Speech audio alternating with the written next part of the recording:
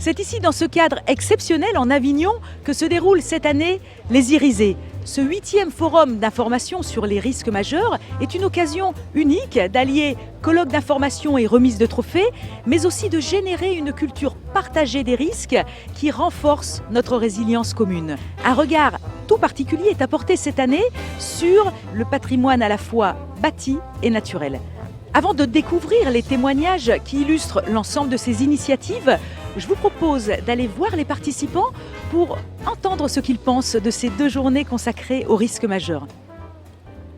Sur ces 2 journées des Irisés, nous pensons effectivement que la question du patrimoine, qui est une question un peu marginale, et qui a été positionnée là au cœur de la réflexion, est particulièrement intéressante. On est venu l'année dernière aux Irisés de Marseille, donc on voit que c'est toujours aussi bien organisé. Et là, la thématique était un petit peu différente puisqu'on est vraiment sur l'aspect protection du patrimoine vis-à-vis des risques. Et c'est vrai que ça a été une thématique qui n'est pas souvent abordée, donc on apprend nous en plus des choses. C'est une sorte de nouvelle porte d'entrée que l'on ne connaissait pas en tout cas nous au sein des CLI, au sein de l'ANCLI, dans ce milieu du nucléaire. La porte d'entrée patrimoine, on ne la connaissait pas, je crois qu'on ne l'a même jamais abordée. Finalement, patrimoine, ça a été dit par ma collègue, mais c'est vrai que c'est l'identité d'un pays, d'un territoire, et toucher au patrimoine, finalement c'est toucher à l'histoire, aux gens et à leur vie, à leur territoire et à leur histoire. Donc c'est vraiment une approche pertinente et qui était nécessaire.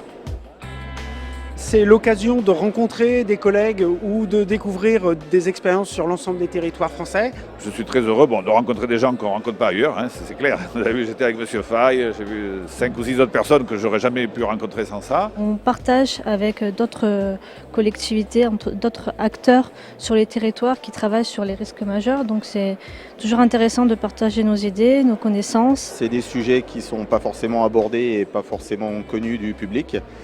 Donc il y a beaucoup de choses à apprendre et il y a une sensibilisation qui est relativement importante par rapport à tous ces événements-là. Ça nous donne beaucoup d'idées en fait à nous, collectivités, pour pouvoir travailler dans les semaines et les mois qui arrivent. Nous aider aussi à définir nos politiques. Voilà. J'ai été vraiment ravi et agréablement surpris d'avoir vu ces jeunes générations venir présenter un projet. Ça a été très rafraîchissant et c'est très encourageant pour les jeunes ici sur Avignon. On va essayer de faire la même opération auprès des jeunes dans le cadre des rythmes scolaires dans un tout proche futur. Voilà.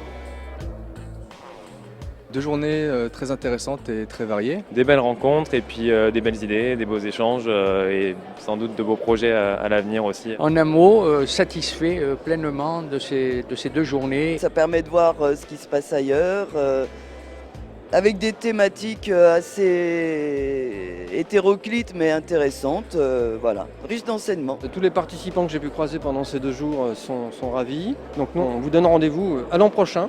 On ne sait pas encore où, mais vous le saurez très vite.